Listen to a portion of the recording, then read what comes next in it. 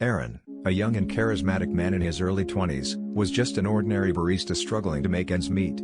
His dreams, however, were anything but ordinary. He was blessed with a voice that could move mountains. His talent was evident from an early age, and he dreamed of making it big in the music industry.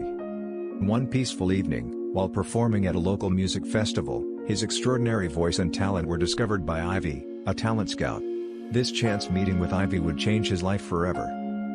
With Ivy's influence and networks within the music industry, she was able to introduce Aaron to different music producers and promoters. His melodic voice and magnetic stage presence captured the hearts of many producers. It didn't take long before he was offered a record deal. Determined to make a name for himself, he worked very hard. When his debut album was released, it was a huge success. He was catapulted into the glamorous world of fame and fortune almost overnight. With fame came fortune. Money flowed in faster than he could count it, and Aaron was living a life that was beyond his wildest dreams.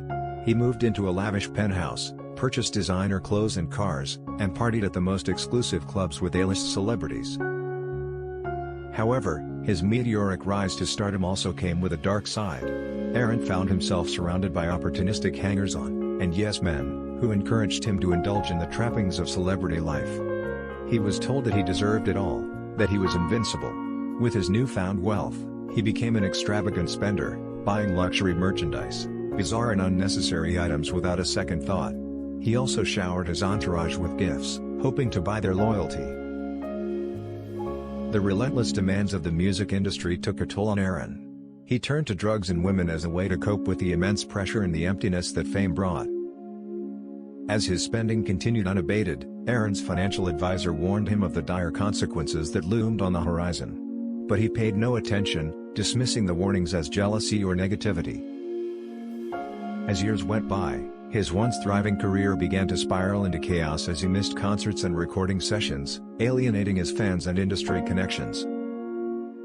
As Aaron's drug addiction worsened, his financial situation followed suit.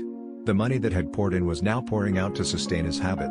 This was made worse by the fact that he was surrounded by a web of enablers who were more interested in exploiting his fame than helping him confront his demons. One night, after a wild party in the city, Aaron retreated to his penthouse. It was the first time in a long time that he found himself alone in his house without a random girl. The women that swarmed around him had somehow vanished when they realized his financial taps had run dry. The following morning, his lifeless body was discovered on his bed. The autopsy report would later reveal that Aaron had succumbed to a drug overdose. In the end, Aaron's bright start had been extinguished by the lure of addiction, and the loss of his true self.